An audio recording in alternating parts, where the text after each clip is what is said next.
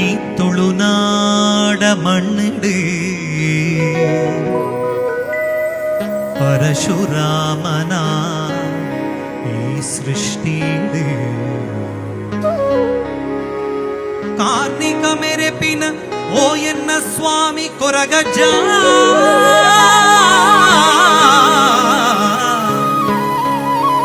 ಬಂಗಾರಿಗೆ ಸರಿ ಸಮಾನ ಪಿಂಗಾರ ಪತ್ತದಿ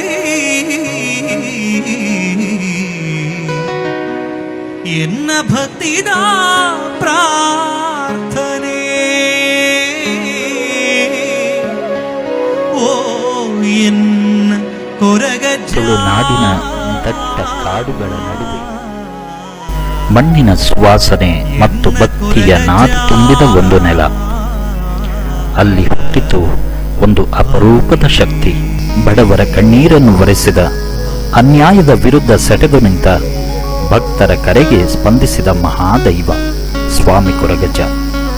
ಸಾಮಾನ್ಯ ಮನುಷ್ಯನಾಗಿ ಬದುಕಿದ ಕೊರಗಜ್ಜನ ಜೀವನ ಹೇಗೆ ದೈವತ್ವಕ್ಕೆ ಏರಿತು? ಇಂದಿಗೂ ಲಕ್ಷಾಂತರ ಜನರು ಅವರನ್ನು ಯಾಕೆ ನಂಬುತ್ತಾರೆ? ಬನ್ನಿ, ಸ್ವಾಮಿ ಕೊರಗಜ್ಜನ ಅದ್ಭುತ ಹಾಗೂ ರೋಮಾಂಚಕ ಕಥೆಯೊಳಗೆ ಪ್ರವೇಶಿಸೋಣ. ಸನಾತನ ಮಾಧ್ಯಮ ಯೂಟ್ಯೂಬ್ ಚಾನೆಲ್ನ ಆತ್ಮೀಯ ವೀಕ್ಷಕರೆಲ್ಲರಿಗೂ ನಾನು ನಿಮ್ಮ ಲಕ್ಷ್ಮೀಕಾಂತ್ ಕೆದ್ಲಾಯ ಮಾಡುವ ಅನಂತ ನಮಸ್ಕಾರಗಳು. ನಾನು ಮತ್ತು ನನ್ನ ಗೆಳೆಯರೊಬ್ಬರು ಒಂದು ದೈವಕೋಲದಲ್ಲಿ ಭೇಟಿಯಾದಾಗ ಅಲ್ಲಿ ಅವರು ಕೊರಗಜ್ಜನ ಬಗ್ಗೆ ಕೆಲವೊಂದು ಮಾಹಿತಿಯನ್ನು ನೀಡಿದರು. ಅಲ್ಲಿಂದ ಕೊರಗಜ್ಜನ ಬಗ್ಗೆ ನನ್ನಲ್ಲಿ ಒಂದು ಕುತೂಹಲ ಮೂಡಿ ಇನ್ನಷ್ಟು ಮಾಹಿತಿಯನ್ನು ಸಂಗ್ರಹಿಸುವುದಕ್ಕೆ ಪ್ರಾರಂಭಿಸಿದೆ. ಸಂಗ್ರಹಿಸಿದ ಆ ಮಾಹಿತಿಯನ್ನು ನನ್ನಲ್ಲೇ ಇಟ್ಟುಕೊಳ್ಳುವ ಬದಲು ಎಲ್ಲರಿಗೂ ತಿಳಿಸಬೇಕು ಅನ್ನುವ ಆಸೆಯಿಂದ ಈ ಮಾಧ್ಯಮವನ್ನು ಉಪಯೋಗಿಸಿಕೊಳ್ತಾ ಇದ್ದೇನೆ. ದಯವಿಟ್ಟು ಈ ವಿಡಿಯೋವನ್ನು ಅತಿ ಹೆಚ್ಚು ಜನರಿಗೆ ತಲುಪಿಸುವ ಮೂಲಕ ನನ್ನ ಈ ಪ್ರಯತ್ನಕ್ಕೆ ನೀವೆಲ್ಲರೂ ಸಹಕರಿಸ್ತೀರಿ ಅಂತ ಭಾವಿಸ್ತಾ ಈ ವಿಡಿಯೋವನ್ನು ಪ್ರಾರಂಭಿಸ್ತಾ ಇದ್ದೇನೆ. ಹಾಗಾದರೆ ಇನ್ನೇಕೆ ತಡ, ಕಥೆಯನ್ನು ಆರಂಭಿಸೋಣ ಅಲ್ವೇ?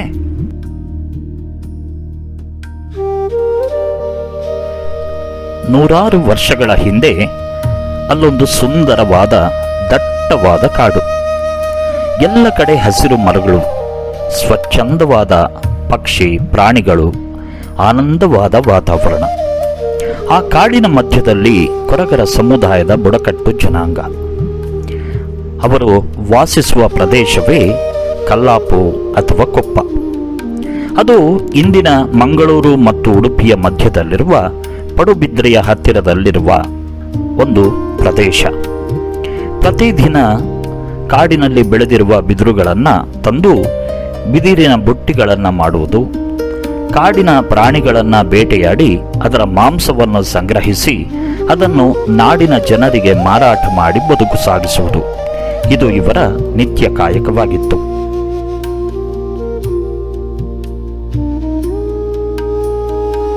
ಇಂತಹ ಕೊರಗ ಸಮುದಾಯದ ಎರಡು ಕುಟುಂಬಗಳ ಮಧ್ಯೆ ಹಿರಿಯರೆಲ್ಲ ಸೇರಿ ವರವನವೋಡಿ ಎಂಬ ಹುಡುಗನಿಗೂ ಮತ್ತು ಕೊರಪೋಲು ಮೈರೆ ಎನ್ನುವಂಥ ಹುಡುಗಿಗೂ ಮದುವೆ ಮಾಡಿಸ್ತಾರೆ. ಮದುವೆ ಆಗಿ ಎಷ್ಟು ಸಮಯವಾದರೂ ಅವರಿಗೆ ಮಕ್ಕಳಾಗುವುದಿಲ್ಲ. ಆಗ ಅಲ್ಲಿಯ ಗ್ರಾಮ ದೇವತೆಗೂ ಕದಿರಿಯ ಮಂಜುನಾಥನಿಗೂ ಹರಕೆ ಕಟ್ಟಿಕೊಳ್ಳುತ್ತಾರೆ. ಆ ಹರಕೆಯ ಫಲದಿಂದ ಅವರಿಗೊಂದು ಸುಂದರವಾದ ಮಗುವಾಗ್ತದೆ. ಆ ಮಗುವಿಗೆ ಕೊರಗತನಿಯ ಎಂದು ಹೆಸರಿಡ್ತಾರೆ.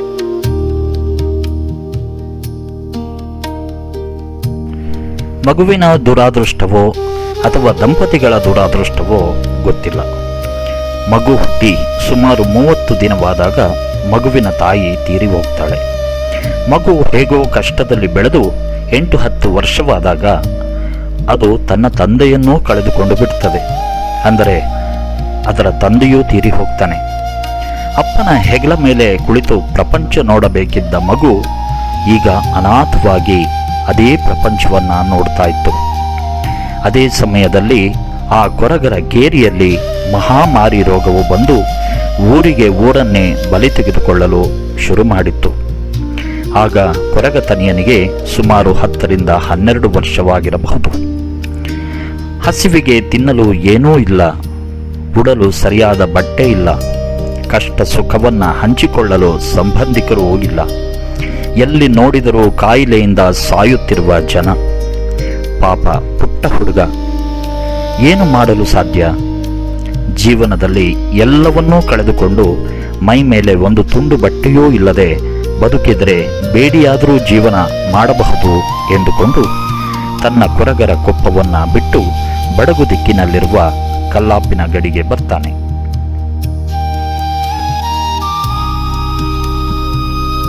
ಕೊರಗತನಿಯ ಪುಟ್ಟ ಹುಡುಗ ನಡೆದೇ ಬರಬೇಕಷ್ಟೇ. ಕಲ್ಲಾಪಿನ ಗಡಿಗೆ ಬರುವಾಗ ರಾತ್ರಿಯಾಗ್ತದೆ. ಸಮಯ ಕಳೆಯೋದಕ್ಕೆ ಜೊತೆಗೆ ಯಾರೂ ಇಲ್ಲ. ಅದಕ್ಕೆ ಅವನು ರಾತ್ರಿ ಇಡೀ ತನಗೆ ಕಂಡ ರೀತಿಯಲ್ಲಿ ದೇವರ ಪೂಜೆಯನ್ನು ಮಾಡುತ್ತಾ ಕಾಲ ಕಳೀತಾನೆ. ಪೂಜೆಗೆ ತಂತ್ರಕ್ಕಿಂತ ಭಾವ ಮುಖ್ಯ ಎಂಬುದನ್ನು ನಾವೆಲ್ಲರೂ ಇಲ್ಲಿ ಗಮನಿಸಬೇಕು. ಅಲ್ಲಿಯೇ ಇದ್ದ ದಡ್ಡಾಲು ಮರದ ಎಲೆಯ ಮೇಲೆ ಅದರ ಕಾಯಿಯನ್ನಿಟ್ಟು ಮರಳನ್ನೇ ಅಕ್ಕಿ ಎಂದು ತಿಳಿದು ಅದನ್ನು ಕಾಯಿಯ ಮೇಲೆ ಹಾಕಿ ಅಲ್ಲಿಯೇ ಸಿಕ್ಕ ಕಾಡು ಹೂವುಗಳಿಂದ ಅಲಂಕರಿಸಿ ಅದನ್ನೇ ದೇವರೆಂದು ತಿಳಿದು ತನ್ನ ಮುಂದಿನ ಜೀವನಕ್ಕೆ ಒಂದು ದಾರಿಯನ್ನು ತೋರಿಸಬೇಕೆಂದು ಪ್ರಾರ್ಥನೆಯನ್ನ ಮಾಡ್ತಾನೆ. ಅಷ್ಟರಲ್ಲಿ ಸೂರ್ಯೋದಯದ ಹೊತ್ತಾಗಿರ್ತದೆ. ಅದೇ ಸಂದರ್ಭದಲ್ಲಿ ಮೂರ್ತಿಧಾರಿಕೆಯನ್ನೇ ತನ್ನ ಕುಲಕುಸುಬವನ್ನಾಗಿ ಮಾಡಿಕೊಂಡಿದ್ದ ಬೈದರ, ಅಂದರೆ ಬಿಲ್ಲವ ಜಾತಿಗೆ ಸೇರಿದ ಬೈರಕ್ಕ ಬೈದೇತಿ ಮತ್ತು ಅವಳ ಮಗ ಚೆನ್ನಯ್ಯ ಬೈದ್ಯ ಕದಿರೆ ಮಂಜದಿಂದ ಬೆದ್ರ ಮಂಜಕ್ಕೆ ಕಳ್ಳು ವ್ಯಾಪಾರಕ್ಕೆಂದು ಕಳ್ಳು ಹೊತ್ತಿಕೊಂಡು ಈ ದಾರಿಯಲ್ಲಿ ಬರ್ತಾ ಇರ್ತಾರೆ. ಸಾಧಾರಣವಾಗಿ ಕಳ್ಳನ್ನು ವ್ಯಾಪಾರ ಮಾಡುವ ಜಾಗವನ್ನ ಮಂಜ ಎಂದು ಕರೆಯುತ್ತಾರೆ. ಮಂಗಳೂರಿನ ಕದ್ರಿಯಿಂದ ಮೂಡುಬಿದ್ರೆಗೆ ಕಳ್ಳು ವ್ಯಾಪಾರಕ್ಕೆಂದು ಅವರು ನಿತ್ಯ ಬರುವವರು. ಅವರು ಒಂದು ತುಂಡು ಬಟ್ಟೆಯೂ ಇಲ್ಲದೆ ಒಂದು ಮರದ ಹಿಂದೆಯಲ್ಲಿ ನಿಂತಿದ್ದ ಆ ಪುಟ್ಟ ತನಿಯನ ಅವಸ್ಥೆಯನ್ನು ಕಂಡು ಕನಿಕರಗೊಂಡು, ಬೈರಕ್ಕ, ಎಂತ ಮಗ, ಯಾರು ನೀನು, ಯಾಕೆ ಹೀಗೆ ನಿಂತಿದ್ದಿ, ನಿನ್ನ ಊರು ಯಾವುದು ಎಂದು ಅವನನ್ನು ಮಾತಾಡಿಸ್ತಾಳೆ. ಆಗ ತನಿಯನು ಬೈರಕ್ಕನೊಡನೆ, ಸೊಂಟಕ್ಕೆ ಸುತ್ತಿಕೊಳ್ಳಲು ತುಂಡು ಬಟ್ಟೆ ಇಲ್ಲ, ಮೊದಲು ಉಡಲೊಂದು ತುಂಡು ಬಟ್ಟೆ ಕೊಡಿತಾಯಿ ಅಂತ ಹೇಳ್ತಾನೆ. ಅದನ್ನು ಕೇಳಿ ಬೈರಕ್ಕ ಬೈದೇದಿಗೆ ಬಹಳ ಬೇಸರವಾಗ್ತದೆ. ಕೂಡಲೇ ತನ್ನ ಮಗ ಚೆನ್ನಯ್ಯನಿಗೆ ಹೇಳಿ ತಲೆಯ ಮೇಲಿದ್ದ ಕಳ್ಳಿನ ಕಡ್ಡೆಯನ್ನು ಕೆಳಗಿಳಿಸಿ ತಲೆಯ ಮೇಲೆ ಸುತ್ತಿದ್ದ ಬಟ್ಟೆಯನ್ನು ತೆಗೆದು ಅದನ್ನು ತನಿಯನಿಗೆ ಕೊಡ್ತಾಳೆ. ಆಗ ತನಿಯ ಆ ಬಟ್ಟೆಯನ್ನು ಸೊಂಟಕ್ಕೆ ಸುತ್ತಿಕೊಂಡು ಮರೆಯಿಂದ ಹೊರಗೆ ಬರ್ತಾನೆ. ಆಗ ಬೈರಕ್ಕ ತನಿಯನನ್ನ, ಎಲ್ಲಿಂದ ಬಂದೆ ಮಗ, ನೀನು ಯಾವ ಕಡೆ ಹೋಗುವವನು ಎಂದು ಕೇಳ್ತಾಳೆ. ಆಗ ಅದಕ್ಕೆ ತನಿಯ, ಅಮ್ಮ, ನಾನು ಪಣಂಬೂರು ಪಟ್ಟಸಾಲೆಯಿಂದ ಬಂದೆ. ನನ್ನ ತಾಯಿ ತಂದೆ ಇಬ್ಬರೂ ತೀರಿಕೊಂಡರು. ನನ್ನ ವಂಶದವರು 7 ಕೊಪ್ಪದ ಕೊರಗರೂ ಕೂಡ ಮಹಾಮಾರಿಯಿಂದಾಗಿ ಅಳಿದು ಹೋದರು. ಹಾಗಾಗಿ ನಾನು ದಿಕ್ಕಿಲ್ಲದೆ ದೇಶಾಂತರ ಹೊರಟು ಬಂದೆ. ಮಾಡಲು ಒಂದು ಕೆಲಸ, ಹೊಟ್ಟೆ ತುಂಬಿಸಿಕೊಳ್ಳಲು ಒಂದು ಹಿಡಿ ಗಂಜಿ, ಇಷ್ಟು ಸಿಗುವ ಊರನ್ನ ಹುಡುಕಿಕೊಂಡು ಹೊರಟವ ನಾನು ಎಂದು ಹೇಳ್ತಾನೆ. ಹಾಗೆ ನೀನು ದೇಶಾಂತರ ಹೊರಟವನಾದರೆ ನನ್ನ ಜೊತೆ ಬರ್ತೀಯ ಮಗ ಎಂದು ಬೈರಕ್ಕ ಕೇಳ್ತಾಳೆ. ಅದಕ್ಕೆ ತನಿಯ, ನೀವು ನನ್ನನ್ನು ನೋಡಿಕೊಳ್ಳುವುದಾದರೆ ಖಂಡಿತವಾಗಿ ಬರ್ತೇನೆ ಅಂತ ಹೇಳ್ತಾನೆ. ಆಗ ಬೈರಕ್ಕ, ನೀನು ಚಿಂತೆ ಮಾಡಬೇಡ, ನನಗೆ 2 ಮಕ್ಕಳಿದ್ದಾರೆ, ನೀನು ಸೇರಿ ಇಂದಿನಿಂದ 3 ಮಕ್ಕಳು ಅಂತ ಹೇಳಿ ಚೆನ್ನಯ್ಯನನ್ನು ಕರೆದು, ಮಗ ಬುತ್ತಿ ಬಿಚ್ಚು, 1 ಪಾಲು ತನಿಯನಿಗೆ ಕೊಡು ಎಂದಳು. ತನಿಯನು ಅವರು ನೀಡಿದ ಅನ್ನವನ್ನು ತಿಂದು ಕಳ್ಳಿನ ಕೊಡವನ್ನು ಹೊತ್ತುಕೊಂಡು ಅವರೊಂದಿಗೆ ಬೈರಕ್ಕನ ಮನೆ ಕಡೆಗೆ ಅವರ ಹಿಂದೆಯೇ ಹೋಗ್ತಾನೆ. ತನಿಯನನ್ನು ಮಗನ ಹಾಗೆ ಪ್ರೀತಿಯಿಂದ ಸಾಕಿದಳು ಬೈದಕ್ಕ ಬೈದೇದಿ. ತನ್ನ ಮಗ ಚೆನ್ನಯ್ಯನಿಗೆ ಹೇಳಿ ನೆಡಿಲಿನ ಕೋಲುಗಳಲ್ಲಿ ತನಿಯನಿಗೆ ಒಂದು ಕೊಟ್ಟಿಗೆಯನ್ನ ಕಟ್ಟಿಸಿದಳು. ಅಡಿಕೆ ತೋಟದಿಂದ ಒಂದು ಒಣಗಿದ ಹಾಳೆಯನ್ನು ತಂದು ಅವನಿಗೆ ಒಂದು ಮುಟ್ಟಾಳೆ ಅಥವಾ ಕೊಂಬರು, ತಲೆಗೆ ಇಡುವ ಶಿರಸ್ತ್ರಾಣ ಅಂತ ಕೂಡ ಹೇಳ್ತಾರೆ, ಇದನ್ನು ತಯಾರಿಸಿಕೊಟ್ಟು ಅವನಿಗೆ ಉಳಿದುಕೊಳ್ಳಲು ಬೇಕಾದ ವ್ಯವಸ್ಥೆ ಮಾಡಿಕೊಡ್ತಾಳೆ. ಹೀಗೆ ತನಿಯ ಬೈರಕ್ಕನ ಕೊಟ್ಟಿಗೆಯಲ್ಲಿ ಉಳಿದುಕೊಂಡು ಒಡತಿಯ ಮನೆಯ ಹೊರ ಕೆಲಸಗಳನ್ನು ಮಾಡಿಕೊಂಡು ಇರ್ತಾನೆ.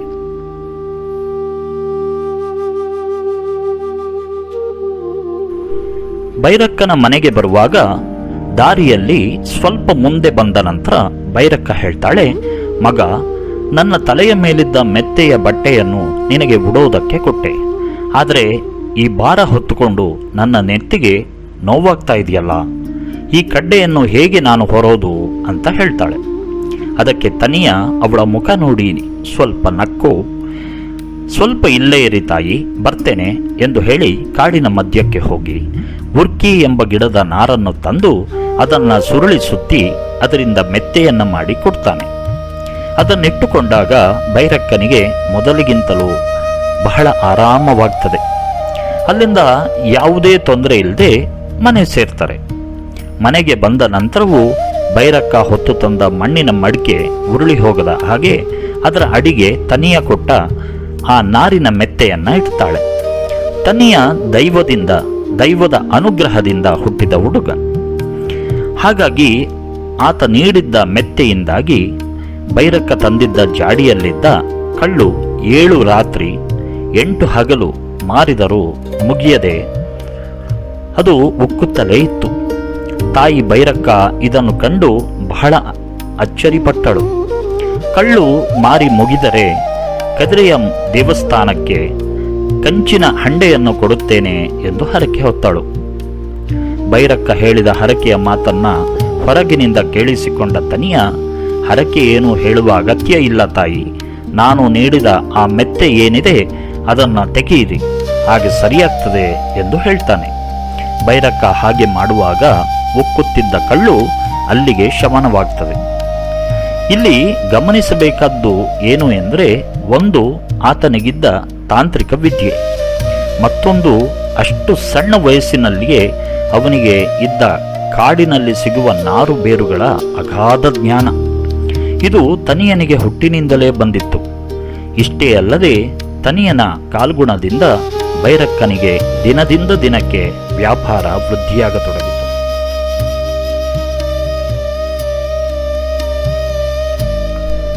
ಒಮ್ಮೆ ಮಾಡಪತ್ತಿ ಮೈಸಂದಾಯನ ವಿಶೇಷ ನಡಾವಳಿ ಇರ್ತದೆ. ಆಗ ಎಲ್ಲ ಗುತ್ತಿನವರು ಅವರವರ ಸ್ಥಾನಮಾನಕ್ಕೆ ಅನುಸಾರವಾಗಿ ಹೊರೆ ಕಾಣಿಕೆಯನ್ನ ಕಳುಹಿಸಬೇಕಿತ್ತು.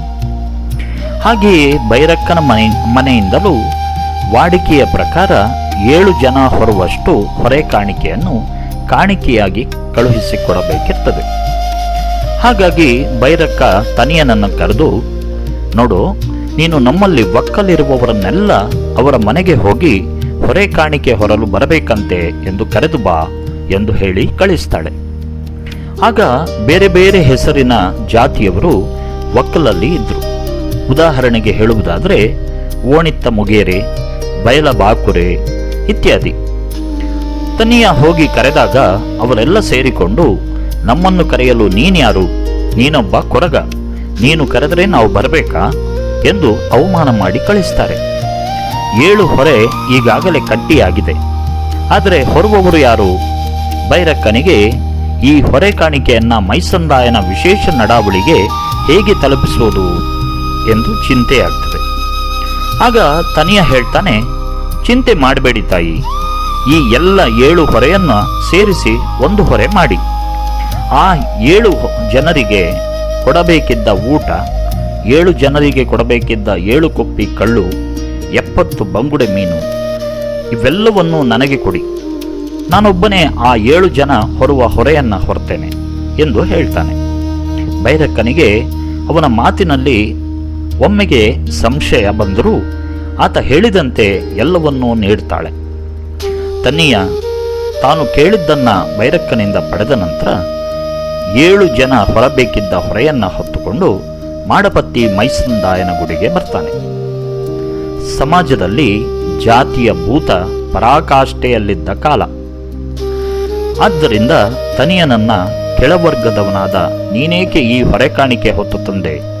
ನೀನು ತಂದ ಹೊರೆಯನ್ನ ಇಲ್ಲಿಯೇ ಇಳಿಸಿ ಇಲ್ಲಿಂದ ಹೊರಡು ಎಂದು ದೇಗುಲದ ಆವರಣದಲ್ಲಿದ್ದ ಮಾಡಪತಿ ಮೈಸಂದಾಯನ ಗುಡಿಯ ಹೊರಗೆ ತಡೆದು ನಿಲ್ಲಿಸ್ತಾರೆ. ಆತನನ್ನ ಒಳಗೆ ಹೋಗಲು ಬಿಡುವುದಿಲ್ಲ.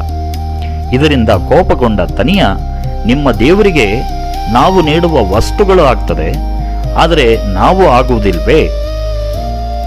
ಇದ್ಯಾವ ನ್ಯಾಯ ಅಂತ ಪ್ರಶ್ನಿಸ್ತಾನೆ. ಆದರೆ ಆತನ ಮಾತನ್ನು ಕೇಳಿಸಿಕೊಳ್ಳುವ ವ್ಯವಧಾನ ಅಲ್ಲಿ ಯಾರಲ್ಲಿಯೂ ಇರಲಿಲ್ಲ. ಇದರಿಂದ ಮತ್ತಷ್ಟು ಕೋಪಗೊಂಡ ತನಿಯ ಹೊರಗೆ ನಿಂತುಕೊಂಡೇ ತಲೆಯ ಮೇಲಿದ್ದ ಹೊರೆಯನ್ನ ಗರ್ಭಗುಡಿಯ ಒಳಗೆ ಎಸೆದು ಅಲ್ಲಿಂದ ಹೊರಡ್ತಾನೆ.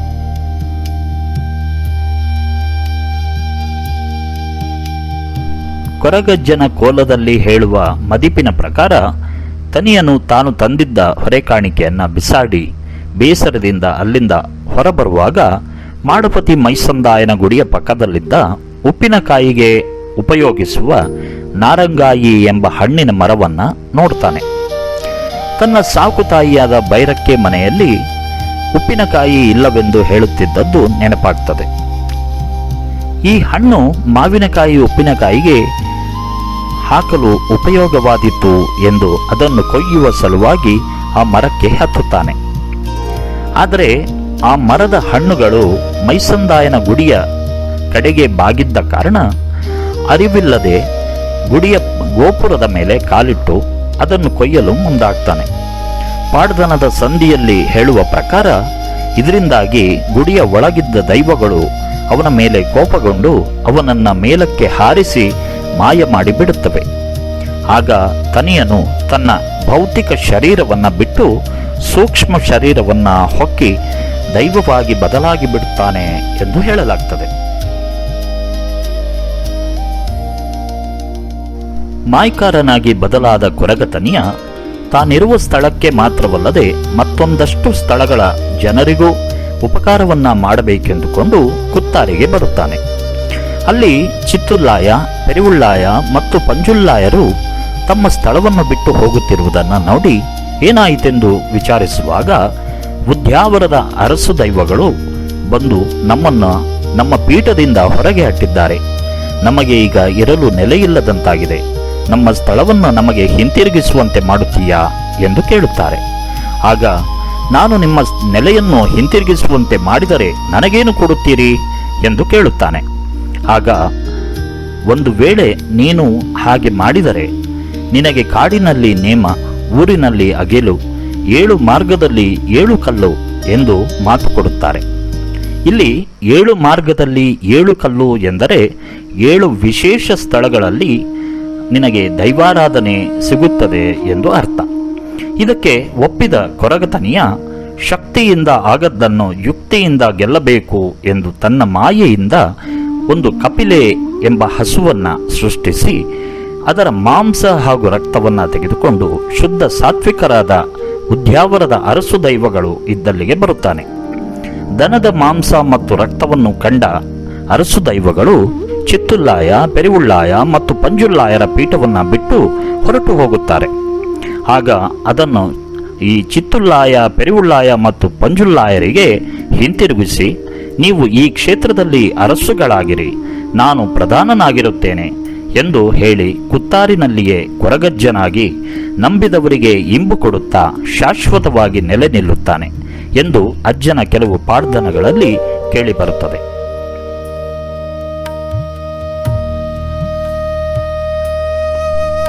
ಕೊರಗಜ್ಜನನ್ನು ನ್ಯಾಯದ ದೈವ ಎಂದು ಕರೆಯಲಾಗುತ್ತದೆ. ಕಷ್ಟದಲ್ಲಿದ್ದಾಗ ಅಥವಾ ಅನ್ಯಾಯವಾದಾಗ ಕೊರಗಜ್ಜನಿಗೆ ಹರಕೆ ಎತ್ತುಕೊಂಡರೆ ತಕ್ಷಣವೇ ಸಮಸ್ಯೆಗೆ ಪರಿಹಾರ ಸಿಗುತ್ತದೆ ಎಂಬ ಬಲವಾದ ನಂಬಿಕೆ ಇದೆ. ಭಕ್ತರು ಕಳೆದು ಹೋದ ವಸ್ತುಗಳನ್ನು, ಉದಾಹರಣೆಗೆ ಹೇಳುವುದಾದರೆ ಬಂಗಾರ, ದಾಖಲೆಗಳು, ಹಣ ಇತ್ಯಾದಿ ಮರಳಿ ಪಡೆಯಲು ಕೊರಗಜ್ಜನಿಗೆ ಪ್ರಾರ್ಥಿಸುತ್ತಾರೆ. ಅನೇಕರು ತಾವು ಕಳೆದುಕೊಂಡ ವಸ್ತುಗಳನ್ನು ಕೊರಗಜ್ಜನ ಪವಾಡದಿಂದಾಗಿ ಮರಳಿ ಪಡೆದಿದ್ದೇವೆ ಎಂಬ ಅನುಭವವನ್ನು ಕೂಡ ಹಂಚಿಕೊಂಡಿದ್ದಾರೆ. ಕೊರಗಜ್ಜ ದೈವದ ಸನ್ನಿಧಿಯಲ್ಲಿ ಸುಳ್ಳು ಹೇಳುವುದು ಅಥವಾ ದೈವಕ್ಕೆ ಅಪಮಾನ ಮಾಡುವುದು ಮಾಡಿದರೆ ತಕ್ಷಣವೇ ಶಿಕ್ಷೆಯಾಗುತ್ತದೆ. ಅಪರಾಧಿಗಳು ತೀವ್ರ ತೊಂದರೆಗೆ ಸಿಲುಕ್ತಾರೆ ಎಂಬುದು ಜನಜನಿತ. ಭಕ್ತರು ತಮ್ಮನ್ನು, ಕುಟುಂಬವನ್ನು ಮತ್ತು ವಾಹನಗಳನ್ನು ರಕ್ಷಿಸುವಂತೆ ಕೊರಗಜ್ಜನಿಗೆ ಪ್ರಾರ್ಥಿಸುತ್ತಾರೆ. ದೈವವು ಭಕ್ತರ ಮೇಲೆ ನೆರಳು ಸಂರಕ್ಷಕನಾಗಿ ನಿಲ್ಲುತ್ತದೆ ಎಂಬ ನಂಬಿಕೆ ಇದೆ. ಉದ್ಯೋಗ, ವಿದ್ಯಾಭ್ಯಾಸ, ವಿವಾಹ ಅಥವಾ ವಿದೇಶ ಪ್ರಯಾಣದಂತಹ ಯಾವುದೇ ಕೆಲಸದ ಯಶಸ್ಸಿಗಾಗಿ ಜನರು ಕೊರಗಜ್ಜನಿಗೆ ಹರಕೆ ಹೊತ್ತುಕೊಳ್ಳುತ್ತಾರೆ. ಇದುವರೆಗೆ ಸಾಮಾನ್ಯ ಹುಡುಗನಾಗಿದ್ದ ಕೊರಗಜ್ಜ ಅಸಾಮಾನ್ಯ ಮಾಯ್ಕಾರನಾಗಿ ಎಲ್ಲ ತುಳುವರ ಆರಾಧ್ಯ ದೈವವಾಗಿ ಪ್ರೀತಿಯ ಕೊರಗಜ್ಜನಾಗಿ ಬದಲಾದ ಈ ಪುಣ್ಯಕಥೆಯನ್ನ ಕೇಳಿದ ನೀವೆಲ್ಲರೂ ದಯವಿಟ್ಟು ಸಾಧ್ಯವಾದಷ್ಟು ಜನರಿಗೆ ಶೇರ್ ಮಾಡಿ. ಸ್ವಾಮಿ ಕೊರಗಜ್ಜ ಎಲ್ಲರಿಗೂ ಶುಭವನ್ನು ಉಂಟು ಮಾಡಲಿ. ಮತ್ತೆ ಇದೇ ರೀತಿಯ ಇನ್ನೊಂದು ವಿಶೇಷವಾದ ವಿಷಯದೊಂದಿಗೆ ನಿಮ್ಮ ಮುಂದೆ ಬರುತ್ತೇನೆ. ಅಲ್ಲಿಯವರೆಗೂ ನಮ್ಮೊಂದಿಗೆ ಇರಿ. ನೀವಿನ್ನೂ ನಮ್ಮ ಸನಾತನ ಮಾಧ್ಯಮ ಯೂಟ್ಯೂಬ್ ಚಾನಲ್ಗೆ ಸಬ್ಸ್ಕ್ರೈಬ್ ಆಗದೇ ಇದ್ದರೆ ಕೂಡಲೇ ಸಬ್ಸ್ಕ್ರೈಬ್ ಮಾಡಿಕೊಳ್ಳಿ. ಆಗ ನಮ್ಮ ಎಲ್ಲ ವಿಡಿಯೋಗಳನ್ನು ನೀವು ನೋಡಬಹುದು. ಸರ್ವೇ ಜನಾಃ ಸುಖಿನೋ ಭವಂತು.